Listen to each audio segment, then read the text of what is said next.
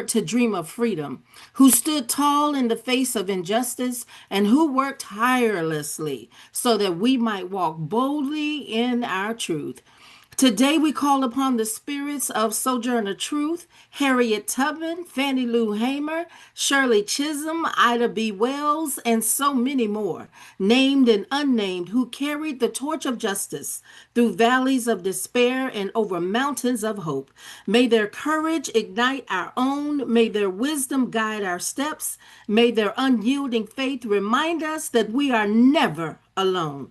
God, as we gather for this Win with Black Women call, we ask for your covering over every woman that is connected on this line. Pour into each of us the strength of Hagar, the African Egyptian woman who, despite oppression, named God for herself and survived in the wilderness. We are needing your resilience, your mercy, and your dunamis power as we travel the difficulties of this administration. Let us be like Zipporah, the wife of Moses, who acted courageously to protect her family and ensure the fulfillment of God's covenant, showing that justice begins at home. Empower us like Queen Sheba, the African queen who sought wisdom and truth, journeying great distances to seek justice.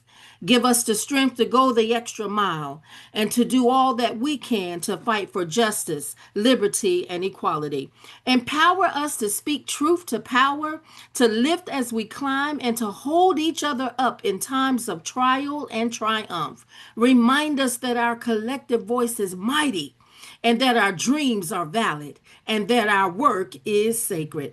Let this call be a space for healing, a space for inspiration, and a space for action.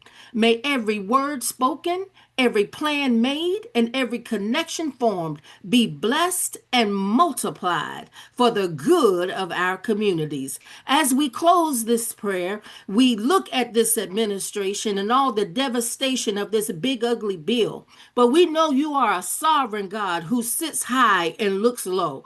And we call upon the Psalm 109 and 8. May his days be few in office, and may another just and righteous leader take his place. We thank you for the shoulders we stand on, the sisters we stand with, and the generations who will stand because of us. In the matchless and the mighty name we pray, in unity, in faith, and love. Amen. Amen. Thank you so much, Erica. Well, you have gotten us started and we are ready to continue with the call. And right up at the top of the call, I am so excited to bring up one of our sister legislators. Joining us today is Representative Janelle Bynum. Now, you all know Janelle Bynum. And although I think this is your first time, is this your first time to our Win with Black Women Space? Third? Oh, look at me. I'm way behind. Well, then she is no stranger to the Win with Black Women. But I want to remind you that it is because of your efforts that Representative Bynum represents one of our newest Black women in Congress. And so when they tell you that 2025 was a loss, I want y'all to look right over to Representative to Janelle Bynum and no, no, no, no. We didn't win everything, but we made some gains. She is here to talk to us and give us a true understanding of what unfortunately was passed into law just before, well, actually on the 4th of July holiday. But I want you all to know that even though we did not get the outcome that we wanted in that legislative fight, that Representative Bynum, members of the Black Caucus led by Yvette Clarke, Congresswoman Yvette Clarke, helped us to make sure that folks are not going to forget how folks voted, that they are not going to forget what people really stand for. And they made them push that vote out of the darkness and into the light. And so I want to, on behalf of Win with Black Women, I want to really let you know how much we appreciate the investment and the work and the strategy of what you all did to make sure that we understood as the public and that we understood as advocates for healthcare and Social Security and so many of those safety net programs that were wrapped up in that bill, that we understand that you are fighting for us. Now, hopefully, now that it has passed, you can tell us what we can expect, and how we should be, what we need to know in this moment. All right. Well, good evening, sisters, and thank you, Holly and Joteka, in her absence, for this community and for creating space that is equal parts strategy, sisterhood, and sanctuary. And as you mentioned, I'm honored to bring greetings on behalf of Chairwoman Yvette Clarke and the entire Congressional Black Caucus. I'll just tell you, for me coming from Oregon, I'm the first Black woman to ever represent Oregon, first Black person. And coming onto the House floor the second day, I was looking for a space to sit. And I asked Miss Joyce Beatty, I said, well, can I sit here? And she said, there are no assigned seats, honey, but I sit right here and I run this row. And I was like, oh, okay. And then she says, and you sit right there. And so to this day, 6 months later, I sit with Joyce Beatty and Chairwoman Yvette Clarke and Lucy McBath from Georgia and Valerie Fouché from North Carolina, and then the Honorable Jim Clyburn. And so I feel wrapped up in love and I feel protected, and they give me the strength to go out and fight like I'm supposed to fight from the West Coast. Um, as you mentioned already, I am the first Black woman from Oregon in Congress. I actually grew up in Washington, D.C., fell in love with a wonderful man who went to Morehouse, and we have chosen to raise our family out here. And even though I was the first, it wasn't always possible, but I've proven that it is possible now. And I stand on the shoulders of Shirley Chisholm and Barbara Jordan and Fannie Lou Hamer and every Black woman who fought to open these doors. And I will tell you that I am not an anomaly. There's more like it, and I think there will be more women emboldened to come out of the shadows and run in this next election. Tonight, I'm not just speaking as a congresswoman, but as a daughter of this movement. My grandmother, every time I walk into a hotel in DC, I think about my grandmother who made hotels and who made hotel beds in the fanciest of hotels in DC, wasn't afforded a high school education, but she made sure that we had one. So it is our responsibility, my generation in particular, to stand up. That's why I first ran. My mother said, if your generation doesn't stand up, you stand to lose everything. And that's where we are today. We have to stand up more. So speaking of standing up, over these last few months, it has been a labor of love. The Congressional Black Caucus has never wavered in its mission to protect Black communities, to expand opportunity, and to confront power when it threatens our lives, our rights, and our future. And so we've been working to block attempts to dismantle healthcare for people at every place in life, protect DEI programs in government and the private sector, safeguard the teaching of Black history, defend reproductive justice and economic opportunity, and then build coalitions that put people and not profits at the center of policy. Now, as for this big, beautiful bill, that's what the president was calling it, and everybody else, except for me, was calling it the big, ugly bill. I called it the big trash bill. And what does it do? It slashes $300 billion from SNAP, putting millions of Black families at risk of hunger. We don't have a food problem in this country. We have a food distribution problem, and no one should be hungry in this country. This bill also cuts Medicaid access for up to 15 million people. It locks 48% of Black children out of the full child tax credit and hands almost 89,000, almost 90,000 in tax cuts to millionaires, while the poorest families walk away with as little as $90. What did the CBC do? Everybody's asking, what are you doing? We mounted one of the most visible and coordinated acts of resistance in recent congressional history. We stayed in the Capitol for over 24 hours, refusing to leave and refusing to be silent. I can attest to that because as they had us waiting, And as Leader Jeffries mounted his big speech over 8 hours talking about the stories of the American people, I remember being too afraid to leave. I didn't want to miss the vote. So I slept on the porch of the Capitol and I looked up at the stars and I thought about my grandmother and I thought about my grandfather and I thought about all the people who had built the Capitol literally and figuratively. And I said, I won't move. We are going to stand strong for our people. So we stayed, we voted, we held the House floor throughout the night and into the next day. We stood in solidarity with Leader Jeffries, who delivered the longest floor speech in House history, 8 hours and 44 minutes, calling out the cruelty of this bill and reading real letters from Americans who would be harmed. Let me make a fine point here. It is 100% vital for you to call our offices, fill out whatever form they have, and tell your story. And as mild as you think your story might be, it's not. It's not. So I talked with a gentleman just yesterday about how his wife, she hadn't eaten in 4 days, but it was going to take him until August to get her an appointment. They were on Medicare and their rural hospital was at risk of closing and they didn't have enough providers.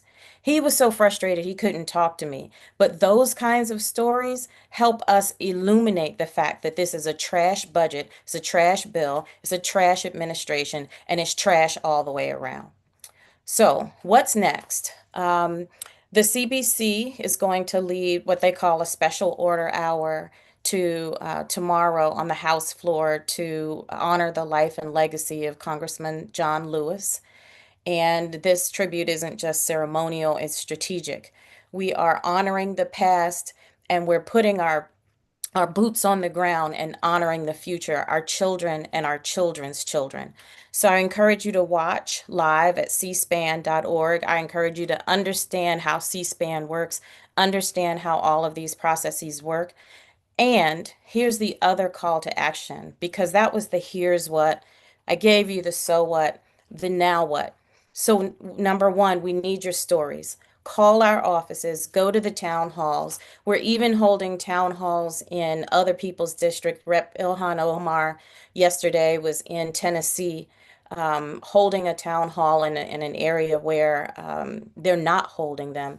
And number two, our kids are about to go back to school, especially the college ones. Make sure that they can get across the finish line. We need them as staff, we need them as lawyers, we need them as lobbyists, we need them as advocates. We have got to get our kids across the finish line.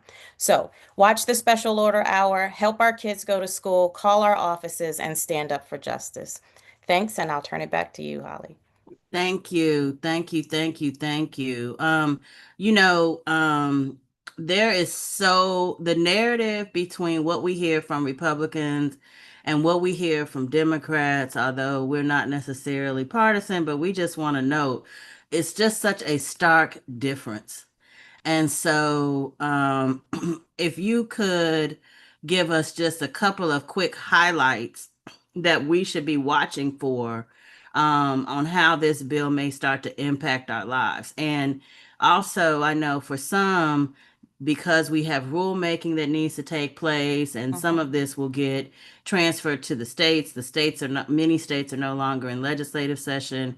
So, also, just understanding that this may not be immediate, but what are some of the things that we should be on the lookout for? So, number one, demanding the town halls so that you can press the Republicans. If you live in an area where a Republican represents you, and even a Democrat, press them publicly. We can write op-eds, and I believe that because this hurts all Americans, regardless of their political ideology, then they are going to have to take some steps back. And Mm, we are going to, you know how when you get a cut, you got to apply pressure? yeah, That's what we have to do is apply pressure, yeah. public pressure, private pressure, pressure across the spectrum. Yes, yes, I love this. Well, we are with you 10 toes down. Win with Black Women partnered with State of the People, one of the partners for State of the People that ran a 69-hour live stream marathon to bring attention to the work of the CBC and its strategy, but also to shine a light on what our representatives are doing. So we got to see firsthand who's standing with us and who's not. And so we again want to appreciate everything that you're doing to stand with us and for us. And if we can ever do anything to continue to be a part of that struggle, let us know, because we are definitely watching and paying attention. Yes, one last quick thing. Yes. Stacey Abrams has just a beautiful articulation of 10 ways you know you're headed towards fascism. And I encourage Mm, everyone to go look at there's at least two videos of people sharing her articulation of what's happening. You are not crazy if you think this country is going downhill right now. mm-hmm, And as much mm-hmm. as it was kind of funny at first when people were like, boots on the ground, black people are going to dance through this, it's not funny. Right. It's No, not it's funny. not. It's not. And I want to say that and remind people that even though we were not successful in preventing this bill from passing, we were successful in executing a strategy that weakened the resolve of people Absolutely. who seek to do this. And this is not the last fight. We're in a war. So these Yes. battles are important, and how we show up for these battles are important. Okay, well, Thank before you. we let you go, I know we have the Stacey Abrams video that you mentioned, so we're going to show that and then we'll transition to our next panel.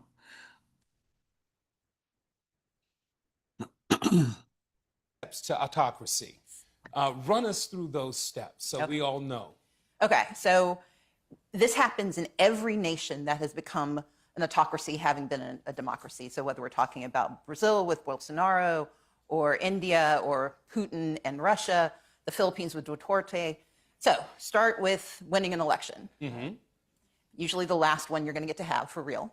Number two, you have an expansion of executive power. The president decides he wants more than he's supposed to have. Number three, you start to make the Congress complicit. So you weaken them and you neutralize or neuter the judiciary. Like, oh, I don't know, the Supreme Court is giving you unfettered power and saying we don't have the ability to stop things. Then you move on to firing all of the people who know how to make government work. So you gut the civil service. And you do that because you want to break democracy so people forget the stuff that used to get done. So you can't get your Social Security check. So the CDC doesn't know what diseases are anymore.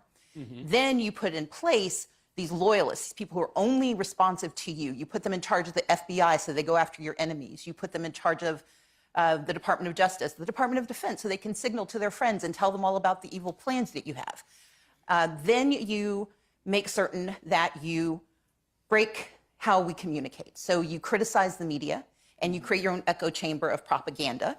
You call it truth even though you know you're lying. Then you go to the next step, and I call that step 7. Because at step 7, you have to blame someone. You have to blame people for the broken government, for the broken promises. So you go after DEI. You go after the vulnerable, the dispossessed. You go after any community that doesn't look like what you think power should be. While you're doing that, you make certain that you, in step 8, you eliminate anybody who can help them. So you sue law firms that do pro bono cases. You go after philanthropies and accuse them of giving money to the wrong people. You go after colleges and universities that can teach people possibly what else they should know.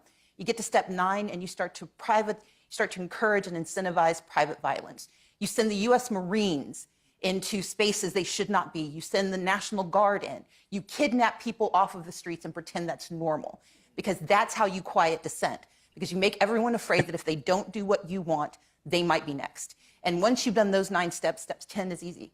That's when you decide there won't be new elections, because everyone's either afraid, poor, broken, or complicit. Okay. Wow. Well, All right. All right. Well, and there it is. Thank you, Representative Bynum. We are certainly not going to be afraid, broken, poor, or complicit. And that's why we hold these calls, so that we can continue to support each other. And speaking of not being broke, this week we celebrated Equal Pay Day. I'd like to invite my sister, Joy Cheney, up with an incredible panel. Good evening, Joy. Good evening. Yes, listen, you have been a warrior on equal pay for I think as long as I have known you. Yes. So it is very fitting that you are bringing this amazing panel for us tonight. So I will leave you to introduce them and share everything that we need to know about Equal Pay Day, Black Women's Equal Pay Day. Black Women's Equal Pay Day, indeed. Thank you, Holly, for your support, and really for the whole team behind Holly and Joteka. This is a really wonderful resource. I want to bring on right now someone who is no stranger to this group, Melanie Campbell, President and CEO of the National Coalition on Black Civic Participation and convener of the Black Women's Roundtable. Jessica Fulton, former acting president of the Joint Center for Political and Economic Studies, our Black think tank. Cassandra Welshland, also no stranger to this crew, executive director and co-convener of the Mississippi Black Women's Roundtable. Ladies, thank you so much for being on here. You know, that was a tough segment. We joined early, we watched it offline, and we know that part of the Black Women's Equal Pay Day story is what's happening to us on things beyond just pay, healthcare, et cetera. So we're going to get into it, but I'm going to start off by giving you all the basics. As Holly said, Black Women's Equal Pay Day we observed it this past July 10th, so on Thursday. And that's the day on average that a Black woman must work to reach what white non-Hispanic men made in the previous year. So we got to work half a year more just to make what white non-Hispanic men made in the last year. This number this year for full-time workers is 66 cents. When we account for part-time workers, because we know not everyone is able to work full-time, it's around 64 cents. And so that means that, it's even wider. But we also know that what we usually dealt with, we're not just dealing with that this year. We have already seen, and Jessica and Cassandra and Melanie are going to talk about it, that we've had extra attacks on us this year. That means next year the gap is going to be wider. It's going to be wider because the jobs that Black women hold are being attacked through the attacks on DEI and the attacks on federal workers. So let's talk just generally what has contributed to the wage gap, and then I'm going to turn it over to them. One, discrimination. And, when I used to do this a long time ago, all of us have been doing this a long time, but we used to put discrimination last because there was this sense that, we were coming off of that and we were, but that's not the case. Discrimination is a major factor. Melanie just hosted a panel on this on Thursday where we had Charlotte Burrows, former chair of the EEOC, and she reiterated that. What we feel is bared out in the numbers, bared out in the cases. We are being discriminated against at the intersection of both race and gender on the basis of hiring, pay, promotion, and treatment at work, and that bears out in our wages and the wage gap. But also occupational segregation. We are disproportionately concentrated in those fields that are paid less.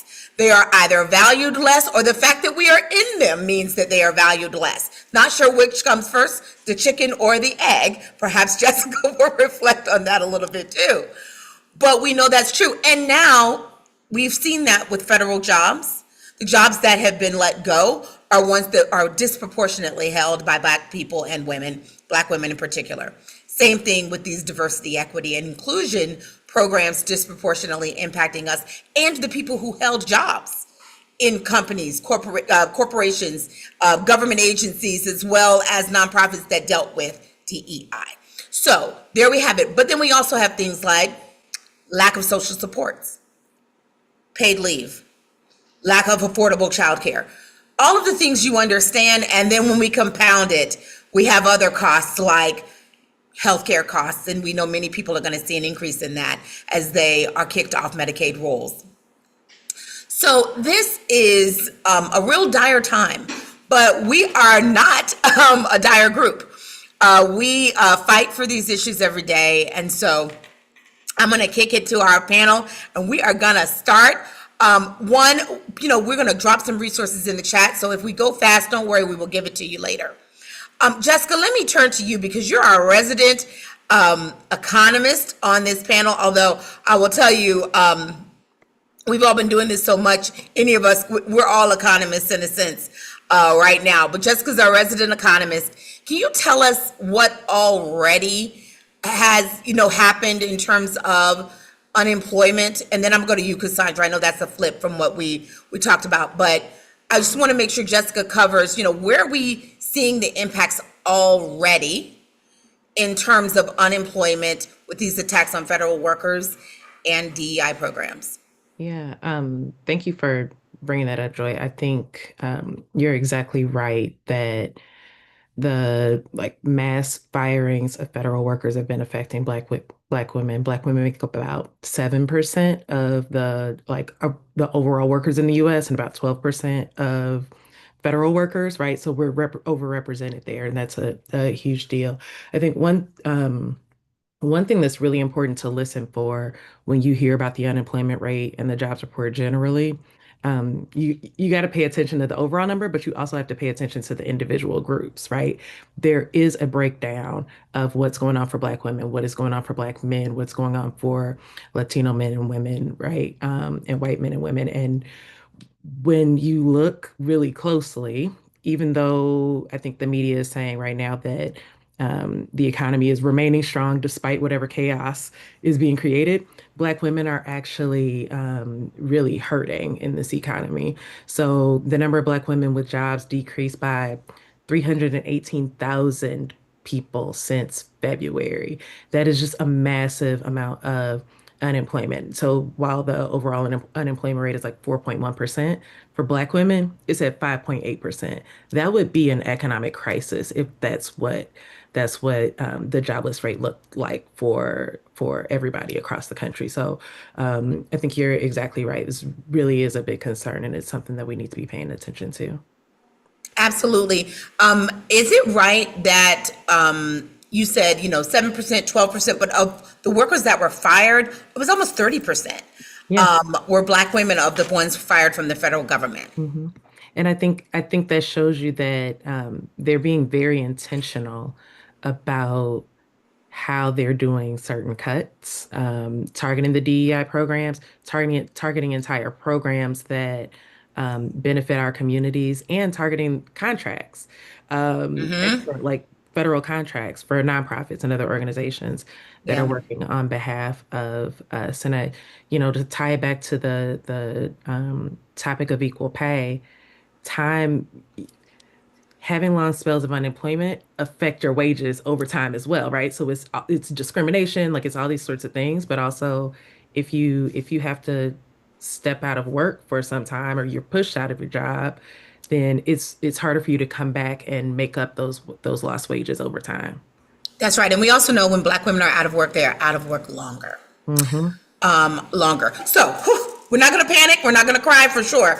But we also, Jessica made a good point about numbers, right? So we're not going to let anyone tell us that the national unemployment rate is what the rate is for us. We are unemployed at twice the rate of white women and almost twice the rate of Hispanic women as well. Okay, let's put that to the side. But we're also not going to let anyone talk about equal pay numbers just nationally. They change depending on where you live. Cassandra lives in Mississippi and is a great leader down there. Cassandra, what does the wage gap look like for women in Mississippi? Thank you, Joy, and hello and good evening to everyone. I got some Mississippi fans on here and friends, so hey, y'all. I actually just want to say that Representative Bynum's story is also very similar to my own story, where it was her grandmother, it was my mother and my aunt who had to take me to work with them. My mom would have to hide me in the utility closet with her colleague while she goes out on the floor and sweep the floor, clean the toilets, change the toilet tissue, and she will come back in that utility closet to be with me. And that what I learned was my childcare story because she didn't make enough money. And when she couldn't take me to work with her, my aunt would take me to the Marriott Hotel and she would hide me in her maid cart and she would give me vivid instructions that I couldn't go a certain I had certain boundaries in the room while she would change the linen on the bed. That was again my childcare story because my mom didn't have enough money to pay for childcare. And so when you talk about, the economic impacts, it's also those safety net programs. And the interesting part about this is that my mom worked right across the street from the state capitol, the seat of power. And those men had an opportunity and could had the power to write a bill into law to make it equitable and also to raise the minimum wage. And at that time, she was making $2.13. And so when we talk about what it looks like in Mississippi, that's just a cosmic, view of my story. But we know that it really speaks to the larger story that happens in Mississippi. In Mississippi, we work hard and our efforts are strengthened. Right now, Mississippi is making 53 cents on the dollar, and that's for part-time and seasonal workers. And so you're talking about women losing $20,000 a month, right? And you just think about what that means is that $20,000 could go towards paying for healthcare, childcare, groceries, rent, and putting away a nest egg so that she can, have retirement, because that's the other conversation, right? Is that, we're going to be losing close to $1 million, right, over the course of our career because of this unequal pay gap. And so in Mississippi, one of the things that happened in 2022, and our organization was very instrumental in trying to get a good equal pay law, but Mississippi passed a very bad unequal pay law. And what it really does is that it codifies into law the right to have employers really discriminate against workers. It rubber stamps an employer's decision to pay them less. Two things, and then I'll stop. Two things that this bill does. It allows explicitly employers to rely on applicants' salary history. And so what that means is that we know that, the continuity of an employee's salary, it continues to follow them from one job to the next job.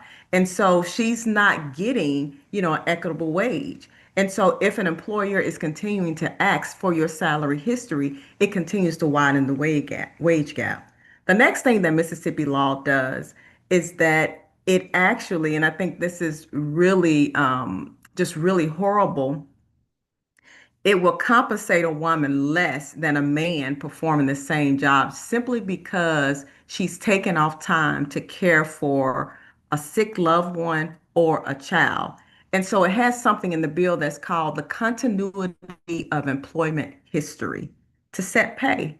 And so we know that women are caregivers, right? And so to codify something like that into law, it penalizes a woman for being a woman. And so one of the things that we're doing is working every year to get that bill amended and to elevate the issue and continue to tell the story. And I put in the chat op-ed that I just got published from Madame Noor that really continues to tell the story and not be afraid, because we have to continue to push back on this narrative. That's right. And just so you know, after the call, we will put in all the resources that we talked about here and also some other ones. Tonight, we were hoping to be joined by Jocelyn Fry, president of the National Partnership of Women and Families, and Fatima Goss-Graves, president of the National Women's Law Center. But we are sending their materials and their research on this as well. Let's be clear. Melanie Campbell has been in the game leading a Black women's organization for a long time. But through her work, through all of our work, we also have women who are leading quote unquote majority institutions, right? That now center Black women because of the work of Melanie, because of the work of Cassandra. We pushed them, and now we have our sisters who are in these roles, and they are writing the papers and the research, et cetera, that we will all rely on, and we'll be sending that around. Melanie, I'm going to turn to you now. the title of this little segment is Defending Economic Inclusion, DEI of another kind. We are all about that here for Black women. Can you just tell me, you represent Black women. What does economic inclusion look like for us in this season? And then I'll ask the second part, what are we going to do about it as organizations and as individuals? How are we going to get it? Well, thank you, Joy. It's good to see Cassandra and Jessica and all the sisters. I think part of what I'm going to go with the second question and get down to where we are. I think I saw Dr. Julianne Malveaux on here, so, on the thread, so I'm going to give her an awesome shout out. So I learned a lot from that sister over the years, who was one of our top economists. Now a lot of Black ones out there, Jessica. I know you know that, but she is the grand dame, so I just want to give her a shout out. I think one of the things that's tied to the previous segment to where we are, I do remember a time when the unemployment rate for Black people was 15%, 10%. It was double digits. And so how did we get there? It's who we elected, and who we elected to office. And we're in this moment where we have backlash coming at us to get to any opportunity for equal pay or some element of equity when it comes to our upward mobility is going to rely on what happens in these next elections. Just point blank, no chaser, because the kinds of things that we know that impact that is not just the wages, it is healthcare, it is access to quality education, although we know that education is not the equalizer for us because of racism and sexism. It is the cost of housing. All of these things that impact are connected, right? And so we're at this point where we have so much coming. And as Black women, when we talked about, it's no accident that we are being impacted. Why are we impacted? Because we had the audacity to own our political power. And some of that is backlash. It is intentional, because if you can destroy, which we're not going to be destroyed, but there is an attempt to really roll back the gains we have made. And if you get to Black women and destabilize our lives, then you have destabilized Black America. And so we're at this point. And so when we think about what we have to do, we have to fight. Just coming off of, I gotta say it, 57 of Delta Sigma Theta Sorority Incorporated. National. We are on with 3 deltas tonight and 1 AKA. I'm gonna give it to y'all though. And with all of our D9 and all of our sisters who are of not D9, but all of us are sisters. But just coming off of the convention, and just a lot that we were covering during that process, and understanding that rest, yes, we have been resting, but we also have been resisting. We also have been fighting. We also have, and we're going to have to do even more of that, because all the things that are happening now, when you talk about what Stacey Abrams' 10 steps to, how you can lose a democracy.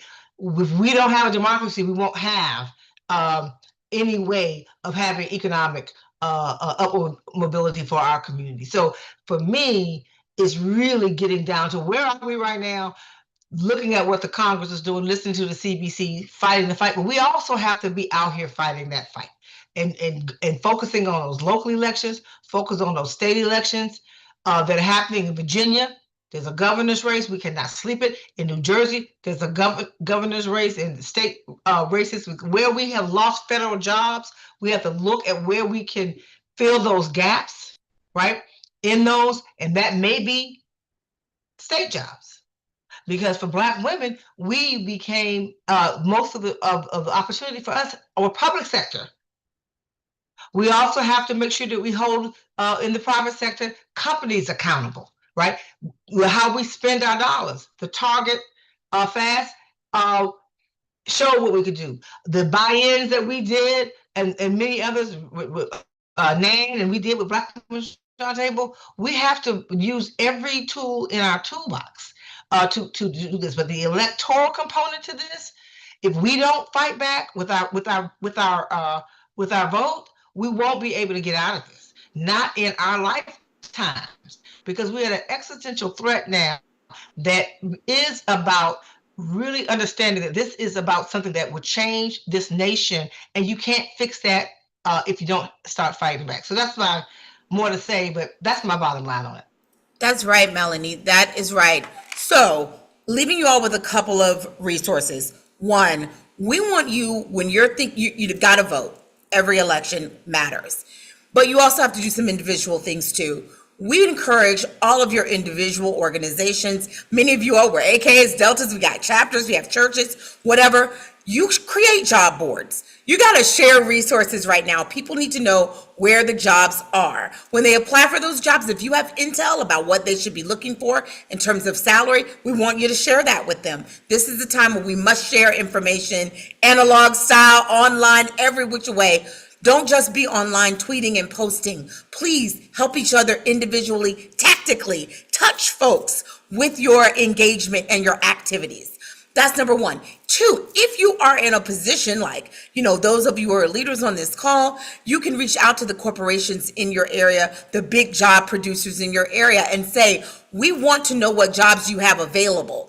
Some of them may be trying to figure out how they can reach your communities while, dealing with pushback on DEI. Trust me, these companies know that diversity, equity, and inclusion is good for their bottom line, but they are trying to figure it out, right? How do we deal with it and this administration or whatever, Republican leadership that might be in their state capitals? So you might have to go to them and say, I want your information and I'm going to share it because I want to make sure you get good candidates. Three, yeah. Go ahead. Go ahead. One of the things I think is important also is understanding that if you have opportunity in your state to get involved with and connect with labor unions, that's very, very important, because the other way is also union jobs and how important that is to Black women being able to have upward mobility economically. So I want to make sure I put that shout out there as well. And we have to know it because they know it. They are attacking DEI programs that were aimed at getting people into unionized jobs because they understand the wage gap for everyone, including Black women, is smaller when it is a unionized job. Melanie, that's a great point. In terms of policy, we want you to be, Cassandra talked about the version at the state level. There's a federal version of that, the Paycheck Fairness Act, which would ban the use of prior salary, would also have some materials in there about discrimination, making sure that we are tightening those laws, but also about pay data collection. We need the EEOC to begin collecting data again and begin working on that, continue collecting data on the basis of all the demographics we know, because one of the things they'll want to do is stop not collect data so that then we can't prove the points that we all know to be true. We also have to work on paid leave. So at the state level and at the federal level, we know that women disproportionately are caregivers. Black women are disproportionately caregivers. And that means paid leave for ourselves, for our loved ones, parents, and children is critical. And obviously we have to fight for federal workers all over the country. But I tell you what, our white friends are going to join us in that because they hold those federal jobs too. And where we were in the first tranche, a lot of the Supreme Court's recent decision is going to mean many more of them are going to be fired as well. I want to leave you with Alma Adams and Lisa Blunt Rochester this week introduced a resolution, a Black Women's Equal Pay Day resolution in the House and the Senate. We want to thank them for their leadership. We'll make sure to get that to you because I think it's also important to lift that work. When members are deciding what they lead on and what they don't, they want to know that people are watching. Even Democrats, they want to know people like what they're doing. So we definitely want you to lift it and give them some shine on that and let their colleagues know that all of the issues that they reference in this very long, very thorough resolution that they put forth are ones that we are going to be watching, not just as activists, but as voters. We are wanting to know what people are going to do to close the wage gap for Black women and also the equity gaps for Black family and Black economic wealth. Ladies, anything else before we sign off? Yeah, because I was saying, Cassandra, I thought you put that in the chat about what you have been able to get done in Mississippi. We Yeah. are winning so in places. Don't feel like it's a lost cause because our ancestors went through much more. We're going to fight back and win, and we are winning, especially in some of these states. That's right. If you are in a blue state, I mean, look, it is what it is. We're not being political. We're just talking facts. As a practical matter, if you're in a state where you can advance certain laws, states are incubators. So it's important to pass those laws where you can so that Cassandra can pick it up, so that others in states that, where it's more difficult for them to pass legislation can pick it up as well. And then obviously it'll feed up to the federal government. Jessica, any last thoughts? Yes. No, Cassandra had, I'm sorry, I didn't cut you off, Joseph, because I was trying to pitch it to Cassandra because they did get something yes. passed. Okay, Cassandra, go ahead. And then I'll go to Jessica. Thank you. For the past 7 years, we've been trying to get a paid leave bill passed. And this year, we were able to get a paid leave bill passed for state workers for 6 weeks of paid leave.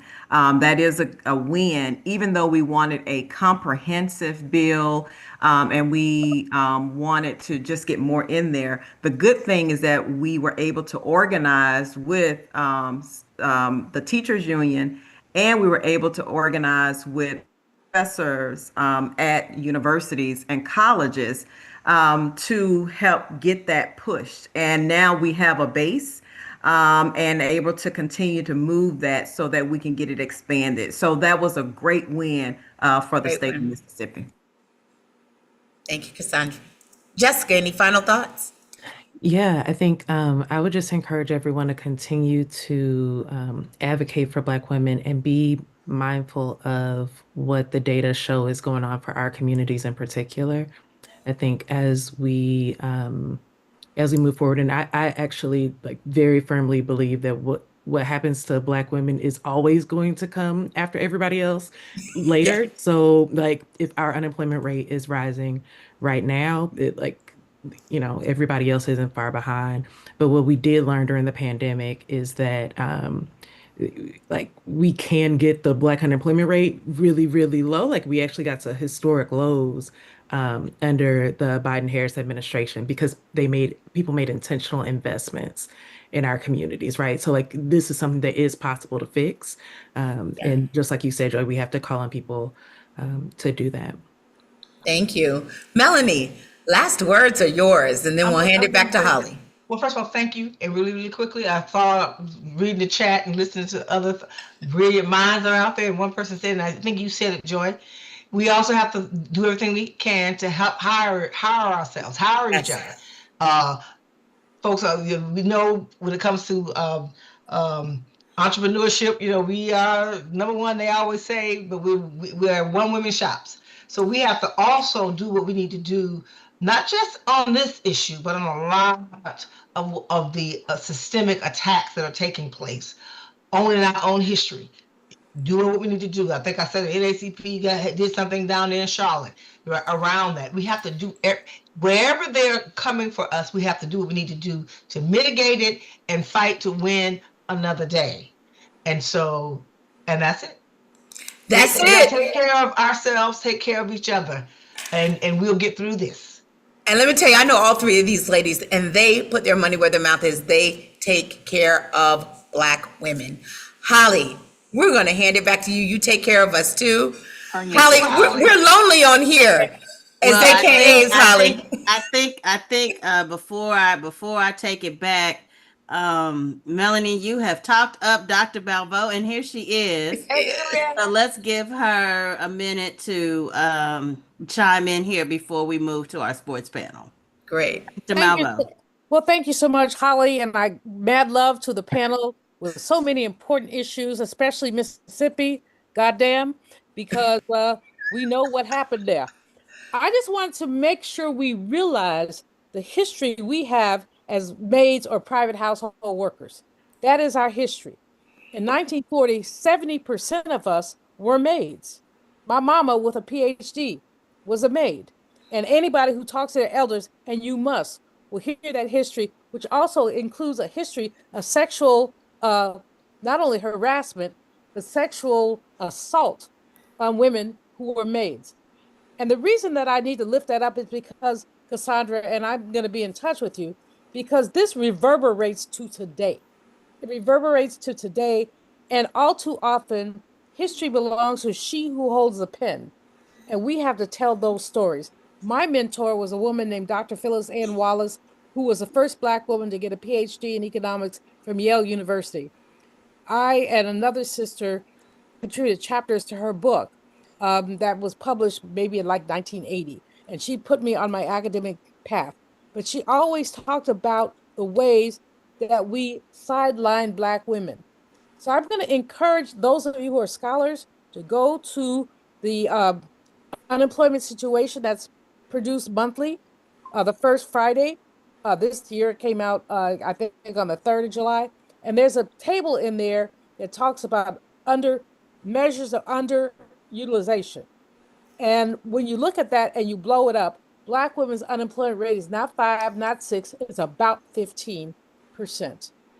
Let's just be clear about that. That's all I'm going to say. If you want to know more, go to my website, juliannemalvo.com, because I'm going to put something up inspired by you ladies. But you ladies are the bomb, bomb, bomb, bomb. And I love being an elder because I see the seeds that I sowed are bearing fruit. Thank you, Jessica. Thank you, Cassandra. Thank you, Melanie. Thank you, Julianne. I saw you. I was like, so glad you grabbed her, because I'm like, wait a minute. Yes, my Roland Martin partner. Absolutely, Yes. yes.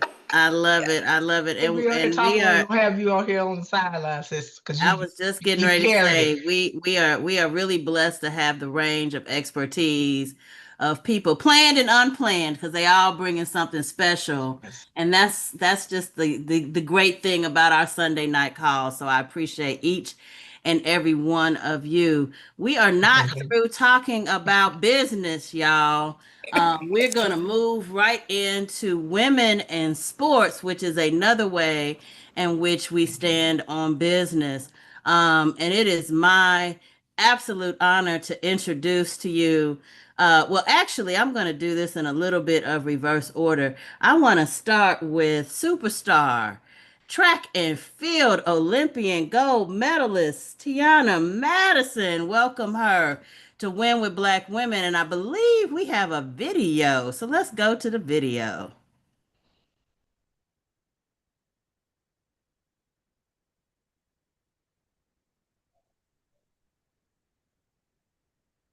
I threw the tech team off because I was supposed to do you last. See how I did that? Oh, there she is.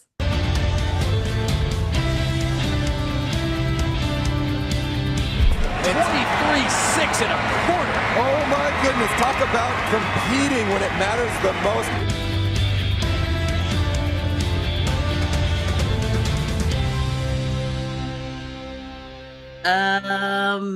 Amazing. But she is not the only amazing woman in sports. And just like how we talk about in the arts, we talk about the fact that in the arts, we talk about how we have Black women on screens, we have Black women behind the screens, and we have Black women buying screens. And the same is true in sports.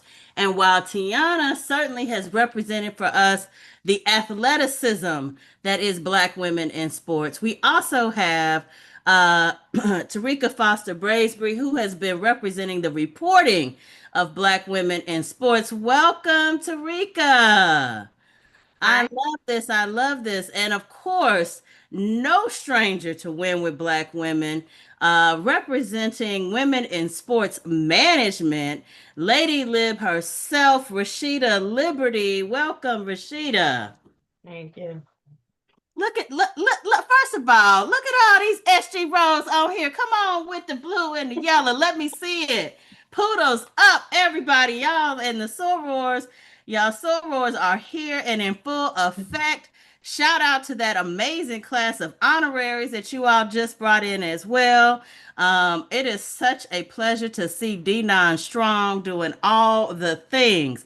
So we have transitioned from the Delta panel to the SG Row panel, and I ain't mad at it a bit. So welcome, welcome, welcome, ladies. So first and foremost, I know some people are like, wait a minute, why all of a sudden we talking about sports? So I want to first acknowledge that July 7th, and let me make sure I get the title right, and please correct me if I get it wrong, was our National Black Women in Sports Day. We have to understand, why do we even need this, Rashida? We needed because, well, first I want to shout out diverse representation. That is the entity that came up with National Black Women in Sports Day, July 7th. This is the third anniversary. And the reason why was because they noticed that there is inequity in representation. There's been, unfortunately, mistreatment of athletes, and fairness and coaching and access. And definitely, I know Tarika Foster Brasby can talk about what it means to be on the media side and what we see representing our voices, from the media perspective. So just bringing attention to those things. They share some very interesting statistics, which I will share a little later, but it is necessary for us to celebrate us and the work that we're doing because we do comprise many of the athletic strengths that you see and celebrate as fans. Amen. And we are starting to see more and more awareness around Black women in sports and all the roles. And before I go to the other panelists, I want to show this short clip on what National Black Women in Sports Day is all about.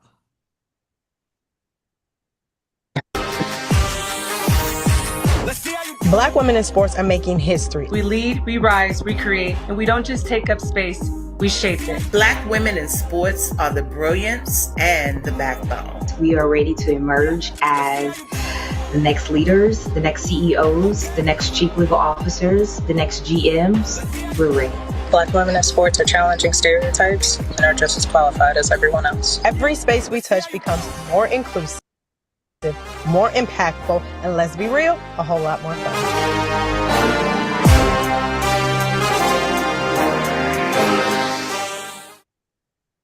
Oh my goodness, this is so amazing. So I am going to go to both Tiana and Terica and ask, why is this important for each of you from the respective places that you sit in sports? I'll start with Tiana. Okay, so first, really honored to be here with my sorors and with all of you. I'm really happy to talk about that, talk about the role that sport plays, because we kind of asked that question, like, why is this important, especially in this political climate? Like, we talking about sports? Well, it's important because sport allows us to reconnect with joy and play. And right now, Black women experiencing joy and play is an act of resistance and an act of rebellion. And so it's really important, again, to use your gifts, physical, intellectual, spiritual, or emotional, or otherwise. Use your gift in any way because that honors our legacy, our ancestors, our families. And we don't always get the space to be excellent. Well, not acceptable, societally, but for some reason, as long as history has existed in this country, Black people in sports has been an acceptable place to showcase your talent and your excellence. And so it's really important for me to be on today to just talk about why it's important for us to stay connected to this part of us. A research report came out 2 months ago done by Women in Sport about the number of Black girls that are just breaking up with sport altogether. And this is a travesty because what you learn about yourself in the arena, any type of gameplay on any type of team spills over into the rest of your life. What you learn about how great you can be, the pursuit of mastery, the pursuit of excellence, how to be a team player or advocate for yourself. All of these things you can practice playing sport. And look at us now. A lot of the women that have gone into politics have this experience in sport as a background. We know what it is to experience conflict or an obstacle, to look at a puzzle and say, okay, what's the solution? And what do I need to do to make myself better, to level up so that I can reach that next goal, we do these things in the arena. And so that's why especially at this time, even though sport can be trivial to a lot of people, this is where we practice and hone those skills. It feels kind of natural that Black women would gravitate towards sports because so much of how we show up in the world is about the collective, is about team. And so sports certainly is a place to hone those skills. Terica, tell me from your space in the media, which is a different component, why is this important for you? Yeah, thank you so much for having me. Well, I mean, first and foremost, the one thing that we do in sports is we love to tell stories. Storytelling is a huge part of what we do in the media and as reporters. And unfortunately, we don't have a lot of people that are able to tell our stories because we are so much misrepresented. I'm gonna throw out a few numbers because I'm a numbers girl. I was a poli-sci major in college, and we love evidence, right? Yes. So, when I think about the numbers, I cover the WNBA, which is the Women's National Basketball Association. 87% of the women who play in the WNBA are Black women. There's only one Black head coach. As a reporter, 77% of reporters are white, 10% are Black men, 1.1% are Black women. And so this is why it is so important for me to be able to have the platform that I have and to talk about this and to tell the spaces, because representation matters, right? You see her, you can be her. And unfortunately, we aren't seen enough in the right spaces. Therefore, our stories are not being told from the proper viewpoint. Therefore, the conversations that are being had are not being had from the perspective that Black women bring. And so it's just incredibly important for us to continue to put ourselves in position so that we're able to kind of grow ourselves in the media space and show that we belong here.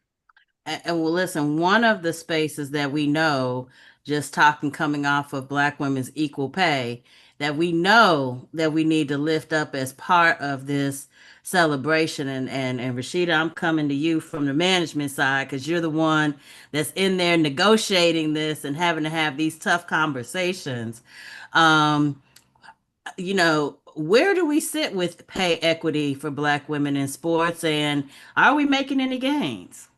Yeah, where I would come from is I am an NFL agent, and the NFL has a collective bargaining agreement, a very strong union that protects players, all players.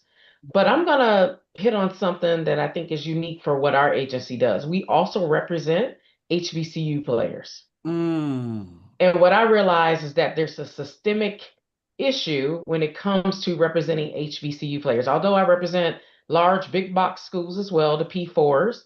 But when you represent an HBCU player, it takes a lot more work because you're fighting now to even get him the contract. There's usually lack of going, so NFL teams don't send their scouts to those schools to see them, but you go to the bigger schools. I won't name what there are, but you may go there like 4 or 5 times a year, but you don't go to the HBCU. And what ends up happening is also the equipment, the film, the fact that we don't have a network that doesn't show our HBCU games consistently. Those players don't get the recognition. And so now we invest as agents in those players to get them the recognition. It's systemic. So HBCUs have very talented players, and I've been successful, fortunately, for the last 3 to 4 years to get players from HBCUs into the league. And so I think that's the work of a sports agent. Although we do contract advising, but also fighting for that recognition, the representation, and the money that they get along their career is where we are most valuable. Yes. I want to note a comment from another one of our advisors here at Win with Black Women, Cora Masters Berries, notes that Venus Williams wrote a book about how most great accomplished people played sports. She interviewed people like Bill Clinton as a person who built and run, and of course, as many of you all know, and many of the folks on the call know, that she built and runs a tennis and learning complex. So she's seen how sports can impact young people's lives. And that's where I want to go next. why is this so important for what we tell future girls? Because one thing that we definitely are seeing, and Tarika, I appreciate your comment about coaches. One of my very good friends is an assistant coach for the LA Lakers, former WNBA player. And she and I have frequent conversations about what that space looks like and the things that she's had to do. And it makes me think about what is the future? Why is this? What do we want our kids to understand from this? What do we want our daughters to know? And what do we what dreams do we have for them in this space? No, that's a very good question. And one of the challenges that we see in this space is that we don't bring enough attention to the other essences of sports. And so most of the time when you think about athleticism and you think about sports, you think about athletes, you're either the person that's playing or you're the person that's coaching.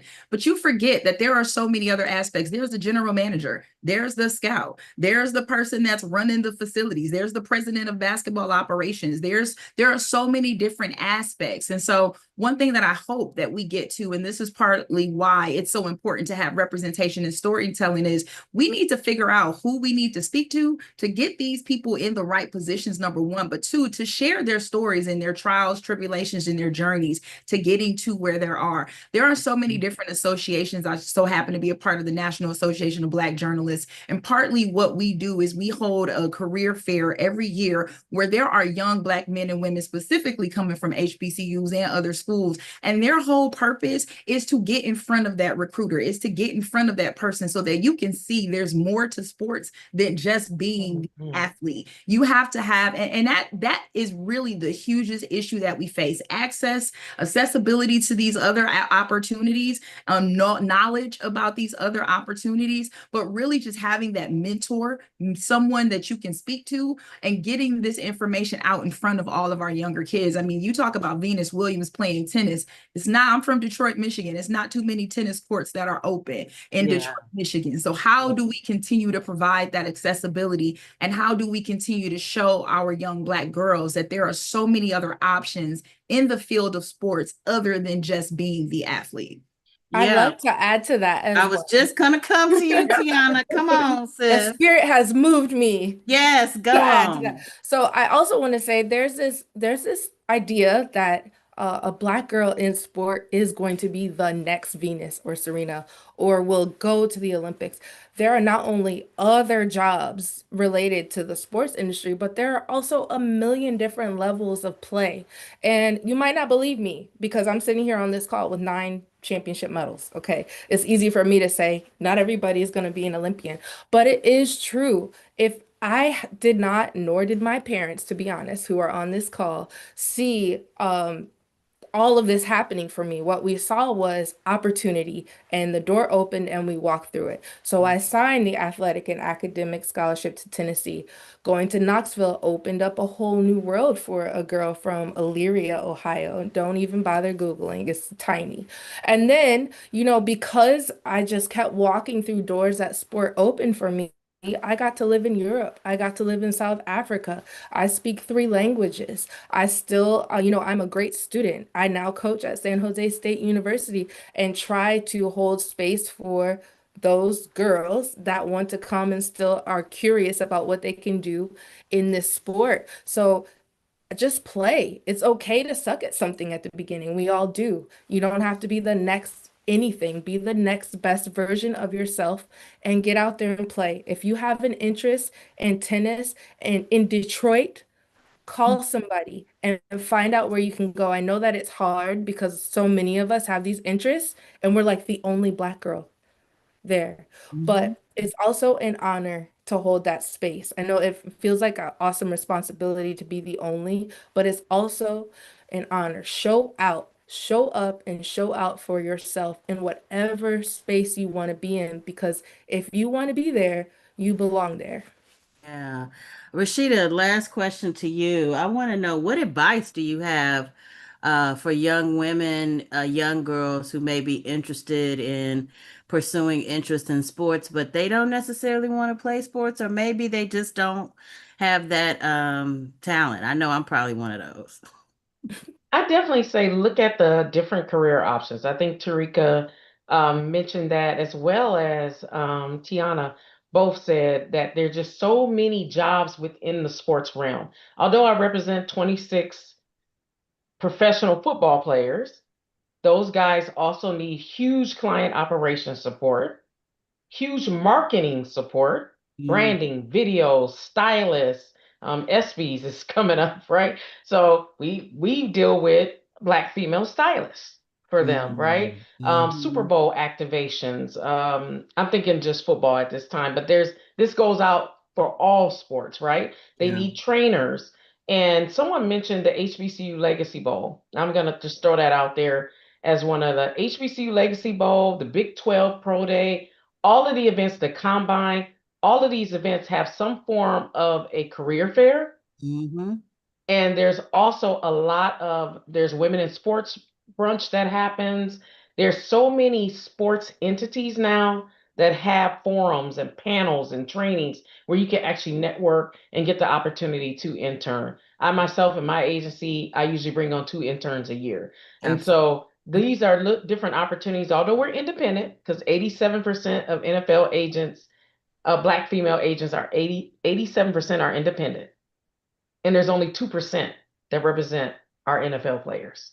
Wow. Think about that. Wow. Think about that. I mean, can I put one more challenge out there? Yeah, come on. I was just about to say, what's the challenge for the people? To the mamas, to the aunties, to the cousins.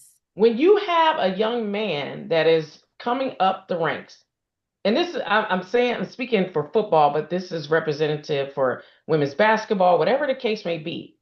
Be very selective in who you recommend to represent that player. I can't tell you the number of agencies that have reached out about my players and said you would not believe that they have this particular agent representing them, but that agent knows nothing about them. And what I tell my guys when we get on the call, our final sale or closing call, can you go to your agent's house for Thanksgiving dinner? If you showed up at 2 a.m, 3 a.m. with a hoodie on and rang their doorbell, would they call the police or would they let you in? But these are the people that are managing your multi-million-dollar contracts. And unfortunately, we, as Black people, tend to go to the other side because we feel like they're more qualified to take care of us. We have to really think about that. We got to really think about that. So I'm challenging the women on this call to really align themselves with the talent, the coaches, the people who resonate with you, know you, and can fully represent you. Well, clearly, Rashida is reading my notes over here. So here was my question. She didn't already answered it.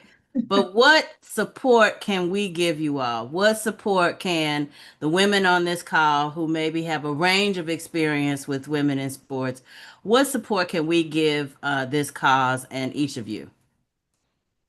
Well, I can go ahead and go next and say, when it comes to women in sports media, we need to amplify our voices. And so my challenge to all of you is to be, when you see Black women in sports media, publicly credit them, recommend them, partner with them if necessary, support their work. So share their content on social media, engage with their platform. So like their stuff, share their stuff, and call out bias. That is incredibly important. I can't begin to tell you how many times I have had a story that I have publicly said or spoken or done on a game, and then I turn on a much bigger network and see one of my white female counterparts with the exact same story, almost bar for bar, for what I just said. And it's disheartening, but at the same time, it just further shows that I know that what I'm doing is the right thing because people are clearly copying and wanting it. So it is important to amplify the Black women in sports. It is important to amplify our voices and to challenge those biases.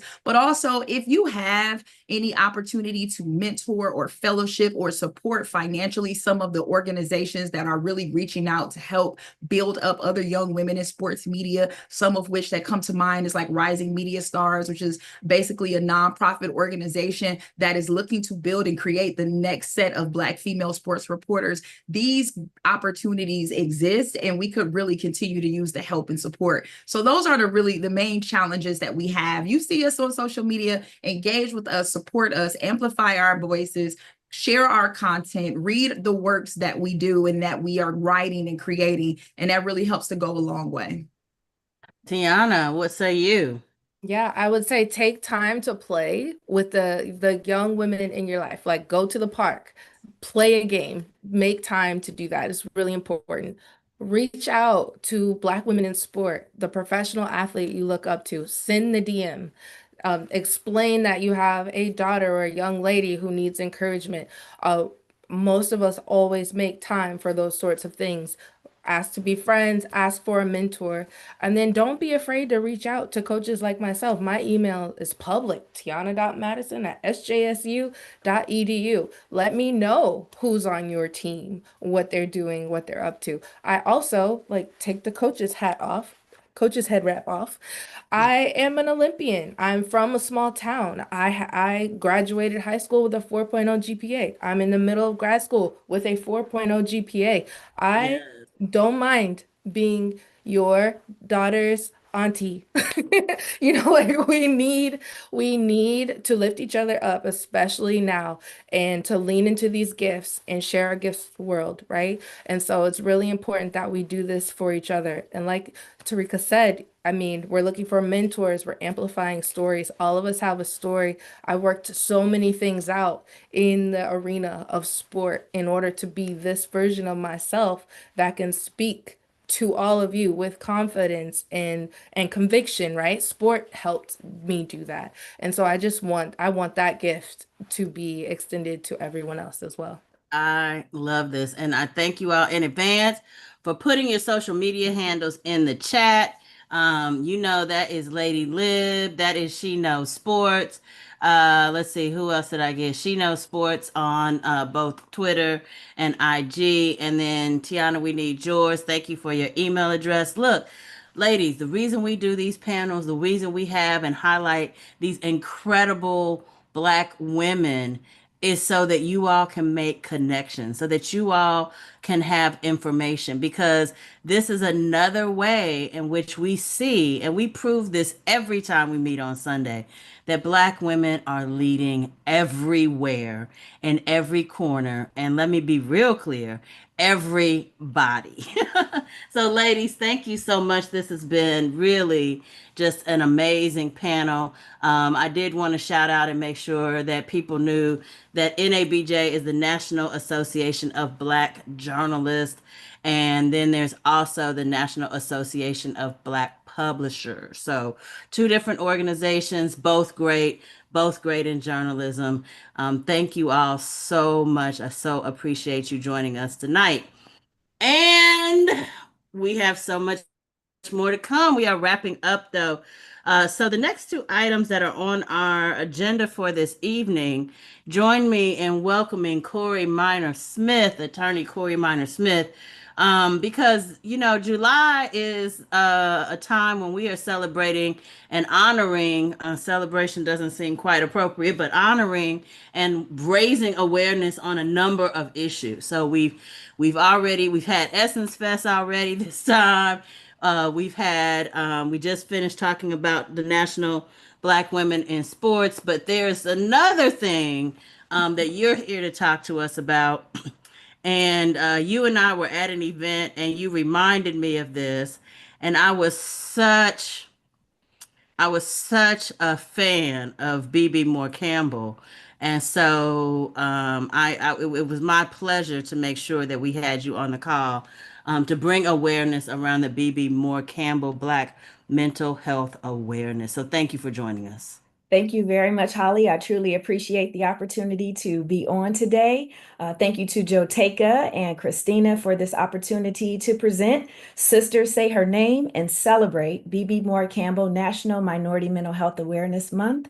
I wanted to share that in May of 2008, with bipartisan support, our U.S. House of Representatives passed legislation or resolution to designate July as BB Moore Campbell National Minority Mental Health Awareness Month. And it was with the goal, two things. One was to improve access to mental health treatment and services, and two, to enhance public awareness of mental illness amongst minorities. There is a movement to change minorities to BIPOC, which I appreciate the inclusivity, Blacks, Indigenous, and people of color. But one thing I cannot accept is taking away, erasing, omitting the name of BB Moore Campbell. So I wanted to share that July is designated as BB Moore Campbell National Minority Mental Health Awareness Month, and the tremendous work of one of her close friends and her roommate, Linda Wharton Boyd, as well as former Congressman Albert Wynn, who helped to shepherd this resolution to have the bipartisan support and the community support necessary for it to pass in 2008. BB Moore Campbell was born February 18th, 1950, and she died November 26, 2006. She was a 3 times New York Times bestselling author. Many of you may be familiar with her work, such as 72-Hour Hold and her children's book, Sometimes Mommy Gets Angry. Those two depict mental health conditions and help us to have a better understanding of the roles of caregivers and those who live with mental health conditions, and specifically severe mental illness. BB Moore Campbell was instrumental in co-founding what is now known as NAMI Urban LA. She wanted to create a safe space for Black people to talk about mental health conditions and to be open and sharing resources in their journeys and helping their loved ones or trying to navigate mental health conditions for themselves. As an attorney, an author, and an advocate, I use my voice to help families who have a loved one living with severe mental illness. And I use my life's journey in order to help others and to amplify the name of BB Moore Campbell.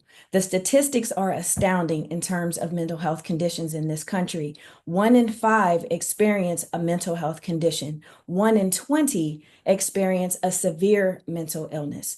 And the statistics also show through studies that in our community, in the Black community, our young people are struggling with severe mental illness. Some are receiving treatment, being receptive of receiving treatment, 41.8%, but that leaves 58.2% who are untreated. And the adult population amongst Black Americans, there are 49.9% that live with severe mental illness, but that leaves 50.1% who are untreated. So what does this mean?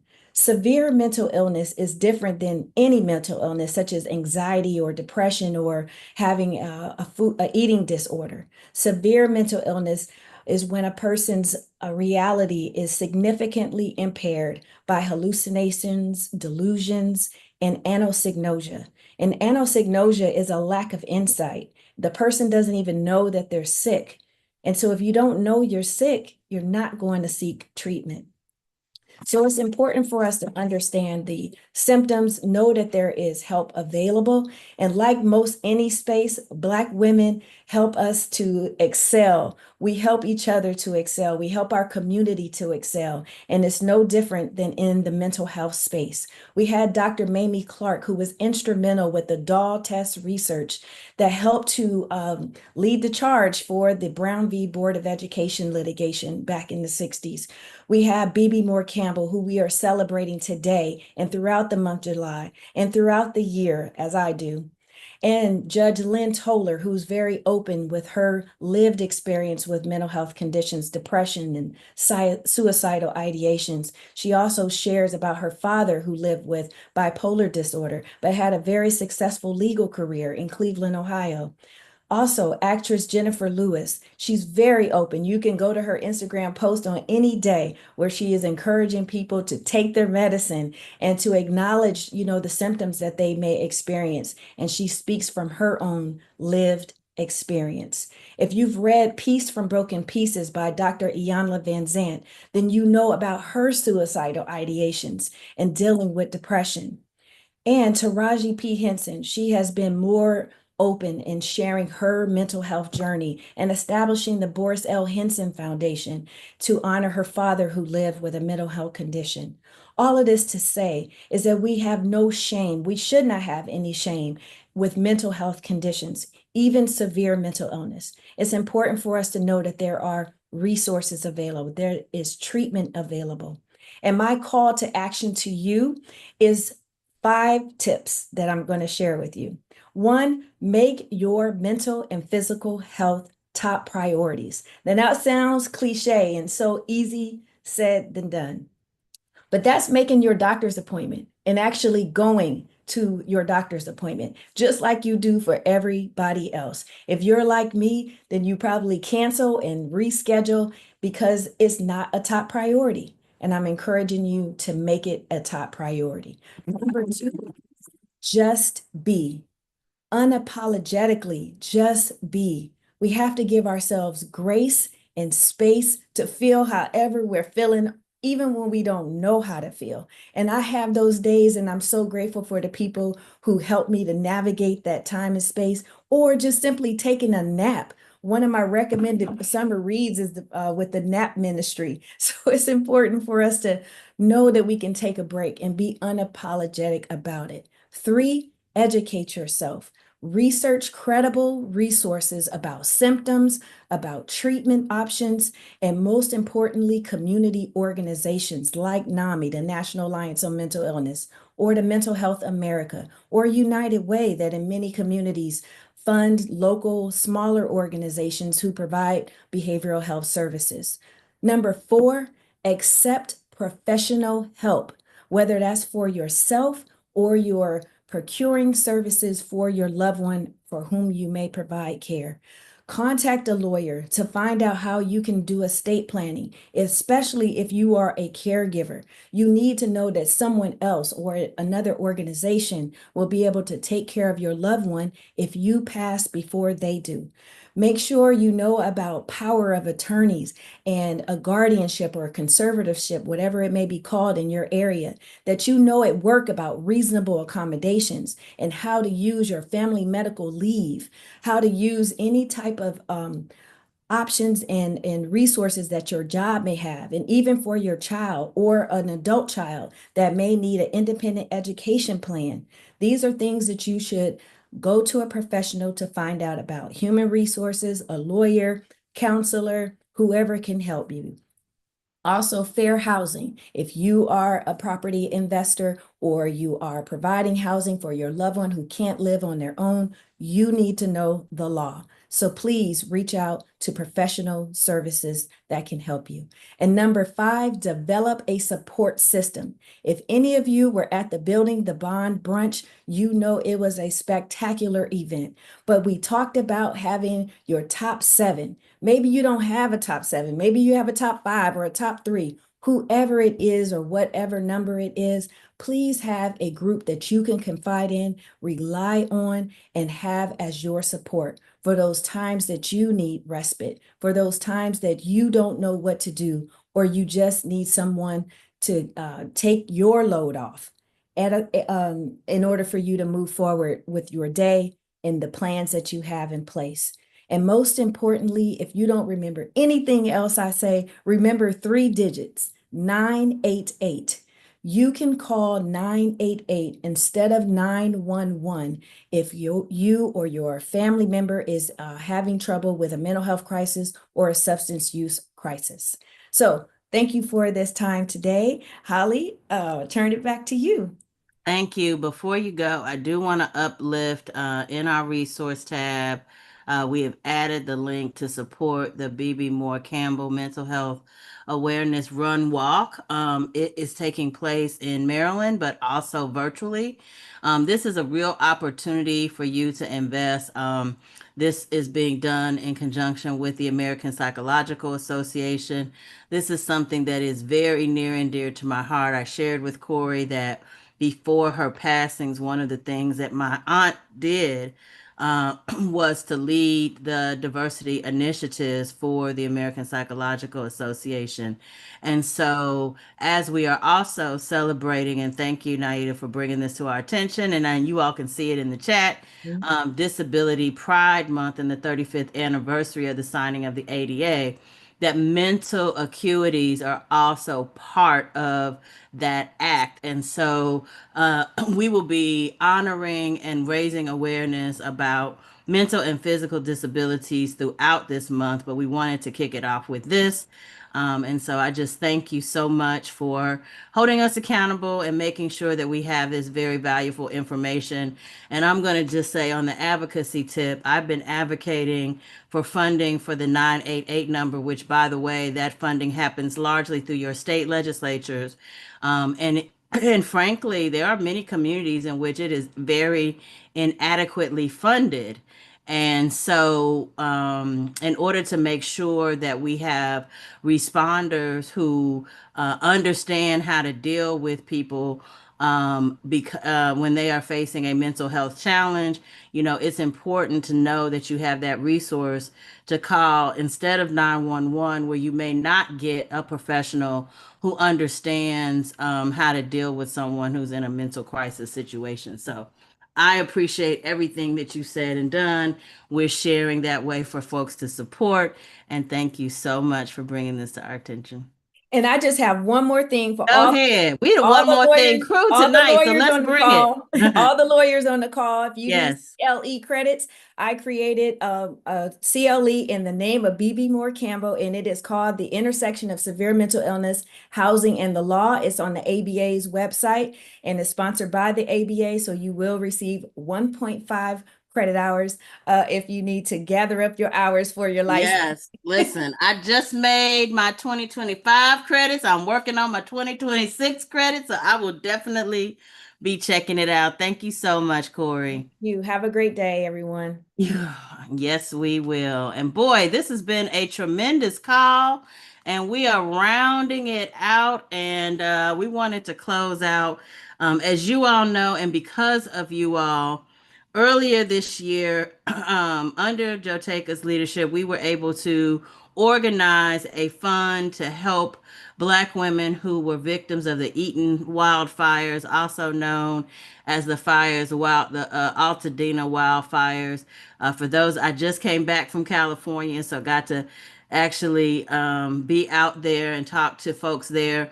Altadena is one of the few areas in Southern California that Black people have really made serious investments and community is, and it has basically been wiped out. Through your efforts, When We're Black Women were able to provide some support. And so I want to definitely we have tasked and asked, and she has graciously accepted it and been a steward of specifically the funds. But I also want to shout out When With Black Women California, specifically Don Gravely and Misha and Cassandra Madison for their leadership as well, for continuing to stay in the fight with this community to ensure that they get the resources that they need to be successful. And you all, sadly, while we have contributed a great deal, and Sister Jackie's going to tell us all about the stuff that When We're Black Women have done, I do want to highlight that we do have some additional special needs. And so following this call, we'll definitely make sure that you get access to other ways that you might seek to contribute. And I want to make a special note here for how we might help our seniors.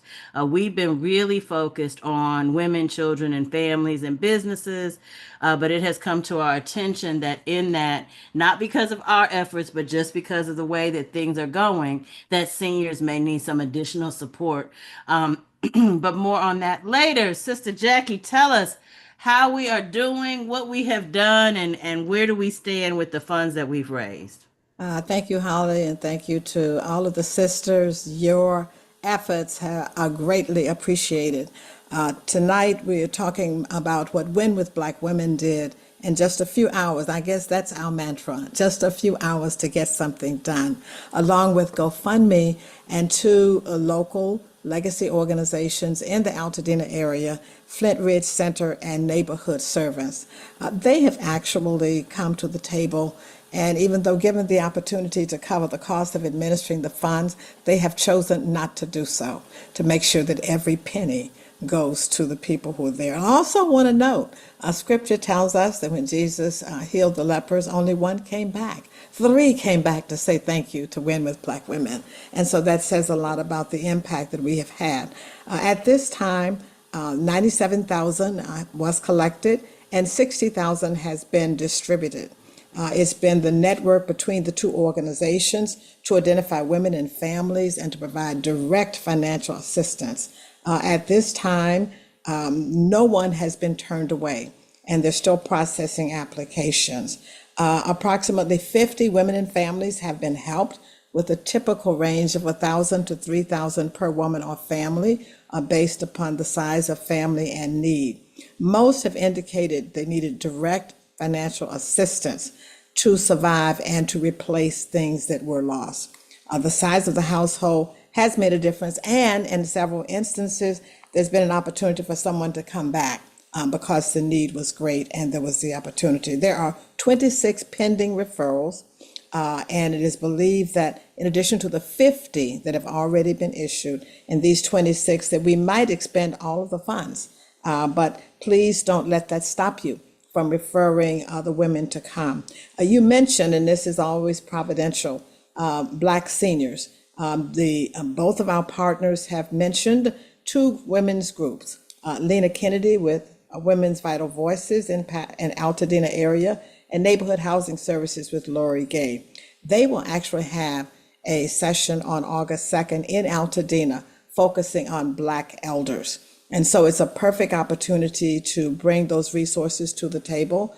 As you know, Neighborhood Housing Services does help with housing directly, and in fact has worked with some Black women in the area to help them purchase their land when they were renters and to make it a real partnership.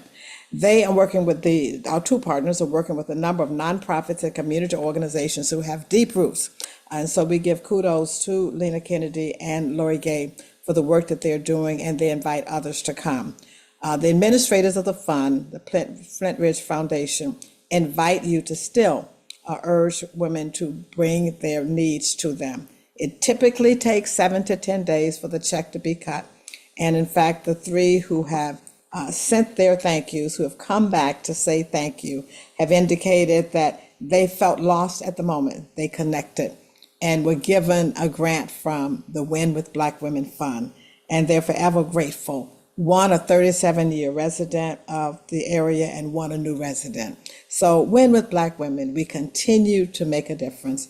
And if you're in the Altadena, we call Dena area, please look at August 2nd and be involved, because there's an effort to find out from our elders, especially our African American elders, what they now need.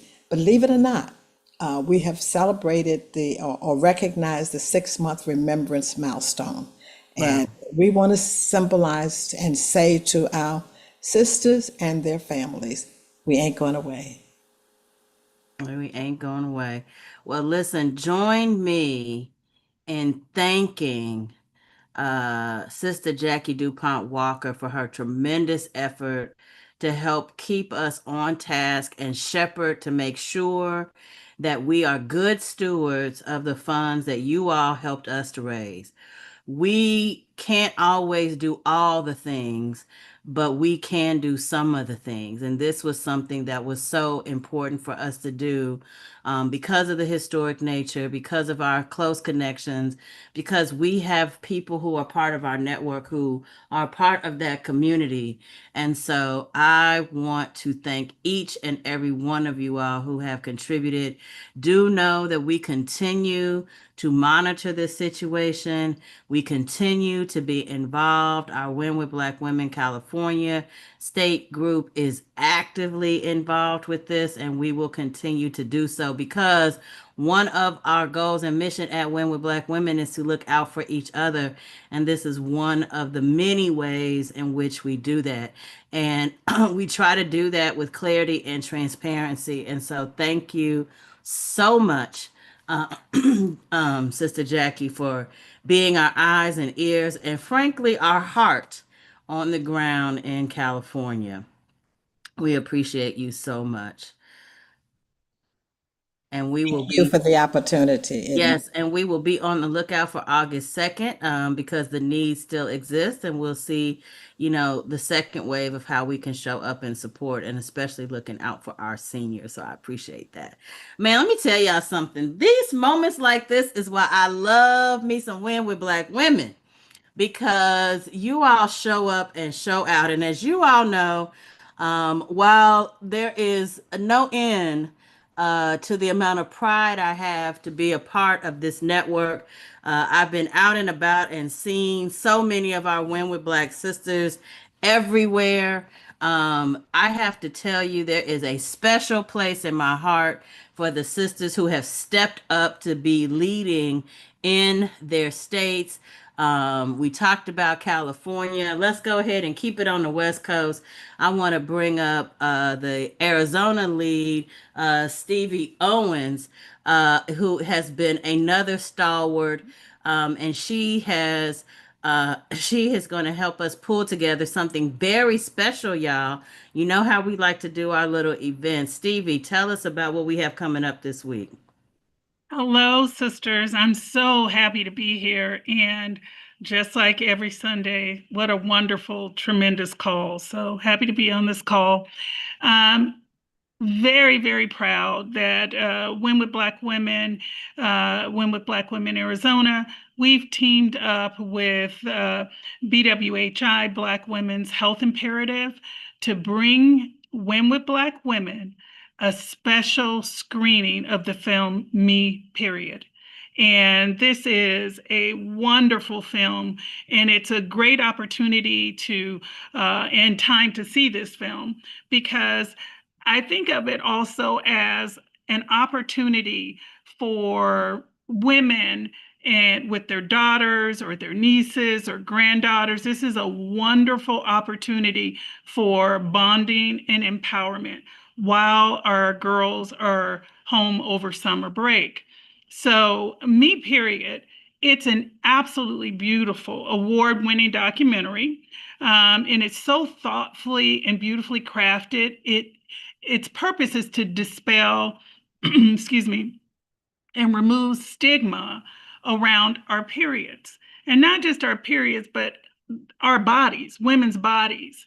And it is in place to equip and empower women and girls. And the film Me, Period, was created by the Black Women's Health Imperative. And if you're not familiar with BWHI, they were founded on Spelman's campus back in 1983 to address the health and reproductive rights of Black women. And BWHI is dedicated to advancing health equity. And so they have also a positive period program, and they're touring the HBCUs and having these important conversations to help destigmatize and empower. But they're also distributing menstrual products in response to period poverty. So this is not just a film, but it's an entire program. And when I say it is so thoughtfully done, there are things that will be available to you in the resources, like that you can have these conversations with your daughters, your granddaughters, your nieces, those young women in your life. And girls are starting to have their periods younger and younger, as young as 8 years old. So we have put this together where we're going to make it fun. We put together a number of resources. You all will get a toolkit where you can really create an atmosphere and a bonding period. There are a lot of things on the toolkit that BWHI has put together where you can write a letter to your daughter or that special young woman in your life. That's a keepsake letter. It's just a beautiful piece, and I'm so happy that we're doing this.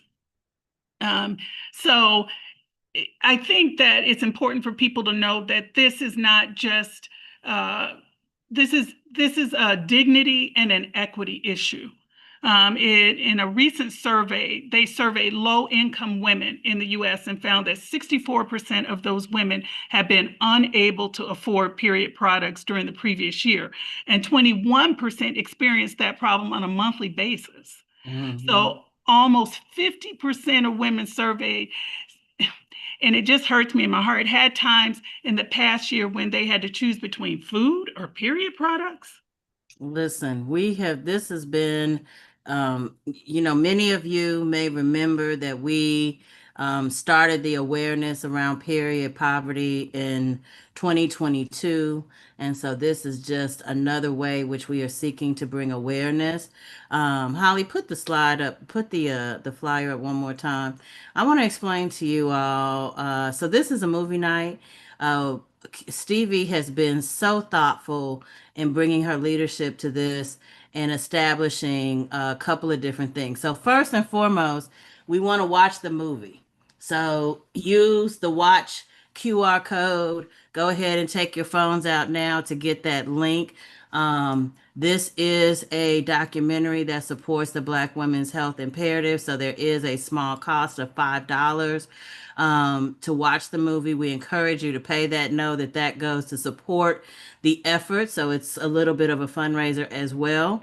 But definitely this is something that we hope you will choose to watch in an intergenerational space, because it is so important to not only and I promise you, it is a cute and clever conversation. And she said, very well done. But then after you have watched the movie, join us on July 20th, 8:30 Eastern, 5:30 Pacific time to be a part of the discussion that Stevie has curated. It will include the filmmaker as well as some other special guests. Use the RSVP code to get in on that as well. This is fundamentally about women's health. Yes. This is fundamentally about how we as Black women have these conversations. And I promise you, if you watch this with in an intergenerational space, mothers, daughters, grandmothers, aunties, cousins, you too may find that you begin to have some of these conversations. I know even talking about the movie during my little family reunion that I had over 4th of July, triggered conversations that we were having with oh my goodness, my grandniece who's 10, grandnieces, Lord Jesus help us, and my niece and my mother, so 4 generations essentially, about women's health at every age. And so just really want to encourage each and every one of you to please support the film and come and be a part of the conversation. You will not want to miss this. And also, not for nothing, but just a really amazing shout out. Thank you, Holly. We're good on the flyer, and we'll put it in the documents for you all to be able to download. Just want to just shout out your tremendous leadership, not just in Arizona, although you are doing amazing work there, but this really is something that is beneficial to all of us wherever we may live. And, I never want to miss an opportunity to just celebrate what's happening amongst our state leads because they are incredible. So thank you so much. And by the way, we are meeting tomorrow, state leads, so we'll talk more about how incredible you all are at that time. Holly, do we have time to watch the short trailer? Oh my goodness, thank you so much. I forgot the trailer. Holly, let's do the Yes, trailer. so we have some celebrity moms and everyday moms, and so this is just tremendous. So enjoy the trailer, ladies. Thank you, Stevie. I kind of, knew that women bleed every month, but somewhere in my head, I didn't really think it was gonna happen to me. Because I'm a tomboy, like I climb trees and run footballs and stuff. The Lord ain't gonna do that to Tab. I remember when my period started, I was getting ready for school. I was in the bathroom, and when I wiped and looked down, I was like, I called my daddy. Daddy, you gotta get in here. Something ain't right. I don't want that thing near me. I'm scared of that. But it's okay. And that's what's most important. You can pick what works best for you. Just like Promise can pick what works best for her. There doesn't need to be shame on either side. Somehow, the pad could be in the most perfect position ever, and it will still. I just remember calling my mom from the nurse's office like, I need help, I don't know what's going on. I was with my dad. All of my brothers were there. Timmy was like, oh no, she's dying. Oh my God, it was so, and I could hear my father, she's not dying. She's just becoming a woman. It's time to shatter the stigmas and break down misconceptions. The vagina is 100% on the inside. I learned that like a month ago. With mothers and daughters unveiling the untold stories of navigating puberty and menstruation within the Black community. I cried as well. I wasn't prepared. There's no playbook for me. The kids aren't taking care of their personal hygiene the way they're supposed to. And I have yet to meet a preteen with exceptional hygiene. Join us for an intergenerational conversation. She heat up the iron, wrap it up in a towel, and then I lay down and she put it on my stomach. Yeah. Yeah, that was supposed to help me. As we break barriers I trusted him. I left him with my daughter. and forge a path of healing. I hope that you will forgive me and continue to be patient with me because I'm still learning. Understanding and empowerment. Can you repeat after me? Self-care is not selfish. This is me, period. Oh man, well that just reminded me, go ahead and invite the fellas. We need them too. They need to understand what's going on with us, and this might be easier for them to get than us explaining it to them. So we will be sure to share the information. Yes, I love that. I too got my first introduction to it through the Judy Blume novel, Are You There, God? It's Me, Margaret. So that is so funny. So me and Susan are the same. But we will have more of this conversation on July 20th. So I hope you all will choose to join us. Please share it with your friends, male and female. It'll be a family movie night and it will be so much fun. We hope you will join our conversation. Thank you, Stevie, so much. Thank you. Thank you, ladies. You are welcome. Well, ladies, we have made it to the end of our agenda, and I am so excited. And before I turn it over to the master announcer herself, Chantel Mullen, I do want to share that we have done a thing. And so if you are in the links, and that is When With Black Women has an app. So if you want to be part of that, and you want to join us, you can go to the link. You will have to answer some questions. And let me be really clear, folks. The app is for, okay, somebody keep messing with my app link. What's happening? The app is for Black women only. It is truly, okay, y'all keep turning the app link off. I'm not sure what's happening. But it's for Black women only, and we hope you will join us. Until then, come on, Chantel, give us the information for the announcements for this week and the next couple weeks, actually. Well, you know what, Holly? I have a couple of, not many announcements. We've had a really, really great call. So let me jump into these announcements for you guys. All right. These are our announcements for July the 13th. Our third quarterly Sunday calls. Well, you know, today is July the 13th. We've got a call coming up on July the 27th, August 10th, August 24th, September 7th, and September 21st. You can use our standing Sunday call bit.ly link to sign up, invite your friends. There's lots of people. I saw them this weekend when y'all drugged me over there, my Polar AKA self, over there to the Delta events. I love all my Delta friends and sisters. I had a great time. Some people were asking me about the call. It's still happening. Tell your friends, invite your friends. Use the bit.ly link. Make sure that they join us on one of these Sundays. You've got 5 more in this quarter. Invite your friends. We've got all state meetings coming up. So all of our state leads, Holly has all these opportunities to tell you how wonderful you are. July the 14th, August the 11th, and September the 8th. Don't forget the calls happen in two parts.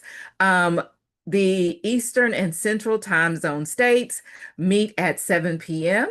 And then the Mountain and Pacific time zones plus Hawaii and Alaska meet at 8:30 p.m. Eastern time. The Bitly link, it's our standing Bitly link for the state organizing. It's WWBW state organizing. So if you'd like to join one of the states or start one, if there's not a state organization, Win with Black Women, happening in your state, join us on the state organizing call. Save the date, July the 31st, the National Center on Sexual Exploitation is having a webinar called Eyes Wide Shut, the impact of sex trafficking on the Black community. If you are interested in attending, use this Zoom link to register in advance for the webinar. Just a reminder, Win with Black Women District of Columbia, they are announcing that there is going to be a community health and wellness fair happening on July the 19th. And it's going to be at the River Church of South Maryland in Hughesville, Maryland. So they're going to have lots of free screening, information. You know, it's getting close to back to school time, y'all. So let's make sure that we have checked. You know, they also going to have some voter registration over there.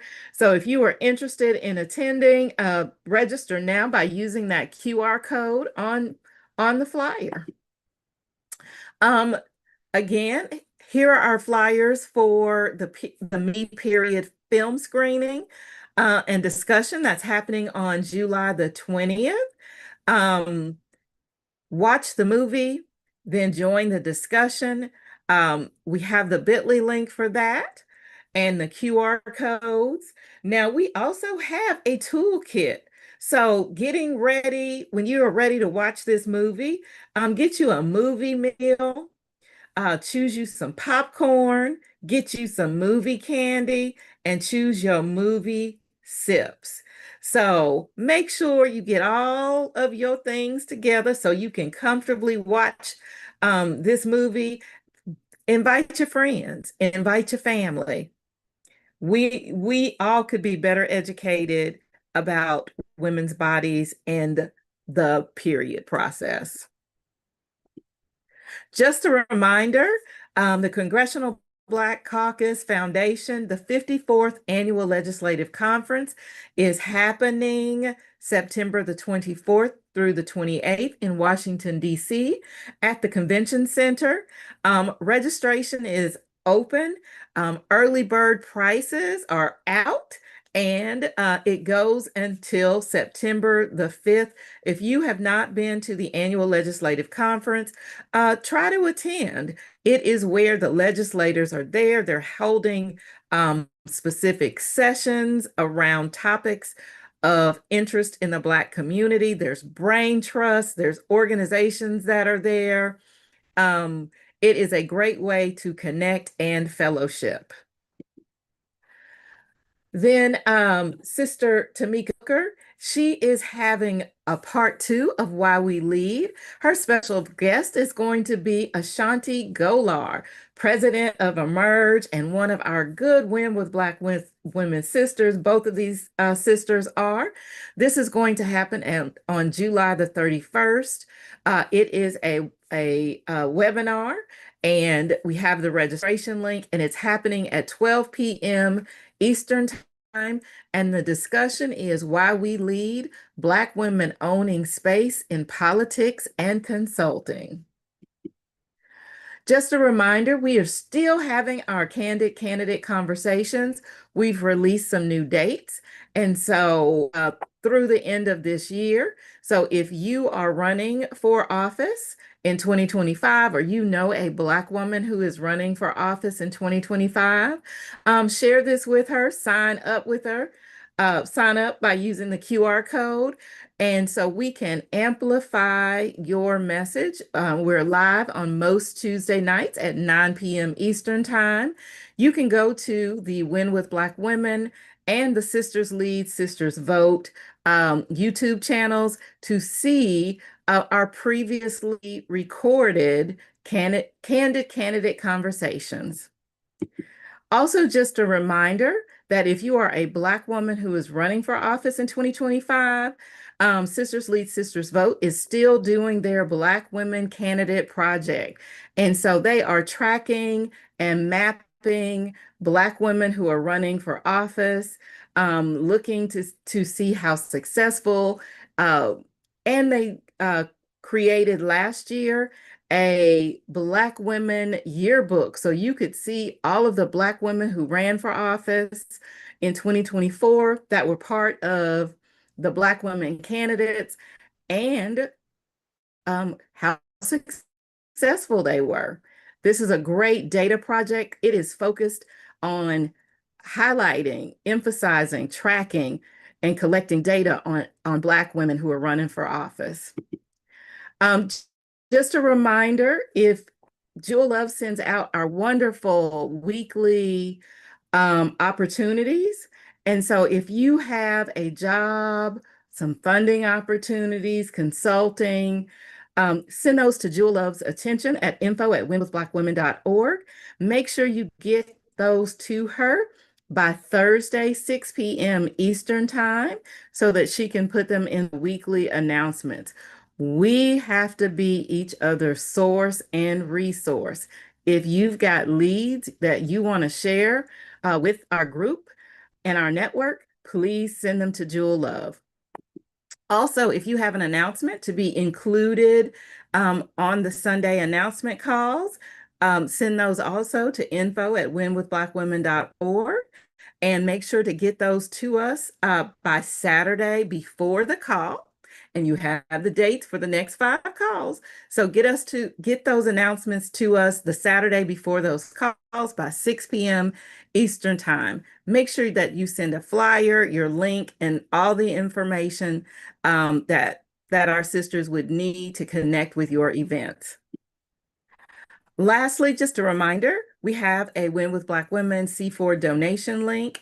If you want to do a little love offering, scan that QR code and drop us a dime. And with that, Holly, that is all of our announcements. I don't know if you saw my wonderful Win with Black Women fan over my shoulder. I did. Hold on, let me grab it. They had these at Essence. Look, y'all, look. Okay. We'll see y'all. I'm gonna see if we can bring back the store and throw a fan up in there so we can say, all right, well, we're gonna have to work on our store, get our merch together, get our Win with Black Women merch. It was such a pleasure to see all of you at Essence Fest. I hate that I missed it. I was with my family. But know that we were excited to see you all. We're actually going to have a little recap of our Essence Fest time. We were able to collect thousands of videos. So if you are not following us on social media, now is a good time to check in on us on social media. I see many of you are joining us on the app, and I am approving, as is our app team, approving your admission. But let me remind you all, y'all need a picture, because this is part of our safety protocols. Do not make us have to put you out because you done signed up without a photo. So you get a little bit of grace period, but then we're going to have to do some enforcement, because part of us being safe is us being able to see each other. So we need to see your beautiful faces in the photo. Yes, the app is the same as the Mighty app. I'll answer more questions in after hours in the Sisters Let's Talk. Before we close out, y'all know we ain't going nowhere until we have our spiritual close. What you got? This is the one more call. Okay, every single panel, every single person on here say, I got one more thing. Okay, come on. What's your one more? A copy of the announcements is in the resource tab. Now, I did it early, y'all. And I'll also drop them in the Win with Black Black Women Facebook group. Now I'm out. Peace. Okay, she's out. Look at that dramatic close. I love it. All right, well, we are closing out with our sister NJ. NJ, it's so good to see you. It's been a little bit, but please help us end in the right way with our spiritual closing. Thank you so much. It will be my honor. So I am so grateful to be with everyone tonight, with my sisters.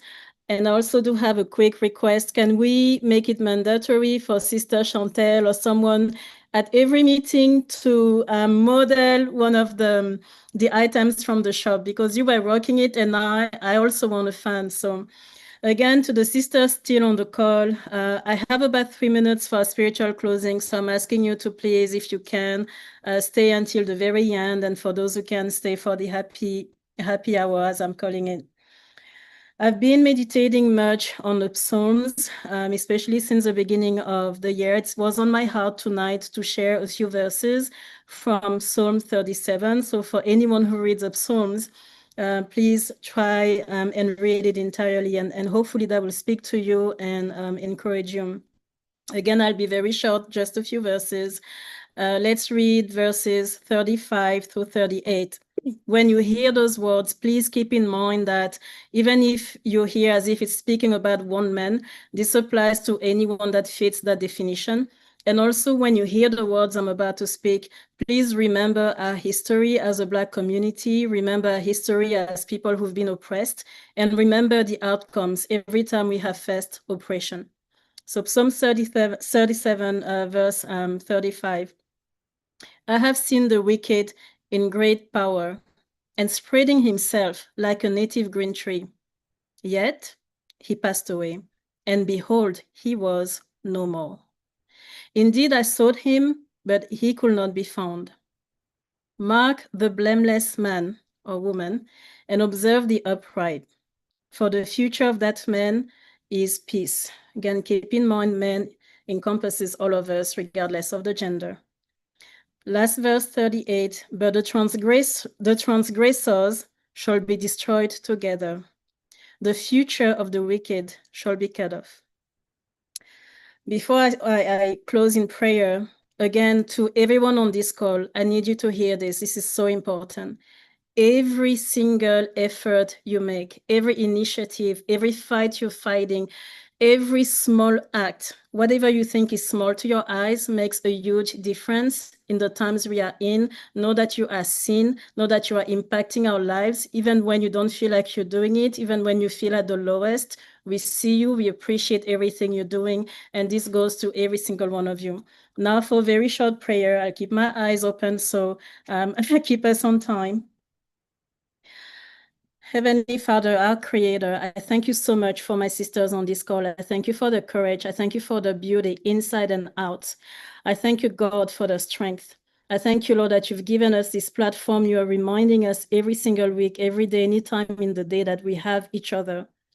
I thank you, Lord, that you say in the sacred book, for me, it's the Bible, that you love us, that nothing will ever separate us from your love. You say that you are with us every day, which means every second of the day. You say that every time we cry out to you, you will answer, you will show up, you will deliver us from whatever we are dealing with. You remind us that you have given us power. You remind us, God, that our words have authority, that our words can move mountains, that our words can change destiny. Lord, I pray that tonight you help us tap in that power. I pray that tonight you give us again the vision, the strength, the wisdom to defeat whatever is standing on our way when it comes to the calling you've placed on our lives, when it comes to everything we're putting on the line to serve our communities. God, I thank you for the courageous, amazing people on this call tonight. You know the mountains that people are facing. You know the situations and you know the challenges. And I speak your victory tonight and over the week that is starting in the name of Jesus. I thank you for Sister Joteka being able to join us tonight. God, I pray for the week that is starting, that you bless it for everyone involved in the name of Jesus. Lord, again, I am asking and lifting every localities right now. Everyone, you know all that is happening. You know the injustice. You have heard about Altadena. God, I'm not going to name everything, but I'm asking for your light to shine during these times. And last but not least, I have to say this because I believe it with all of my heart. We have been oppressed before, but we have prevailed. We will prevail again. We have faced death and threats. Historically, some of us have faced death, God, and threats, but by your grace we overcame and we will overcome again. And last but not least, we have been in impossible situations. History is there to remind us of that. And you have given us resources. You have given us each other. We have accomplished the impossible. And I believe and I know deep in my heart, we will do it again. So I thank you for the sisters and everyone on this call. I know this week is going to be another week of milestones. Renew our strength. Renew our spirit, renew our soul. In Jesus' name I pray. Amen. Thank you, sisters. Amen. And guess who has joined us? Sister Joteka. Come on. Last words to you, sis. Well, hello, everyone. I am just so filled with so much joy. I believe I am getting off of a plane, and Sister Christina Q was getting on an airplane. And I apologize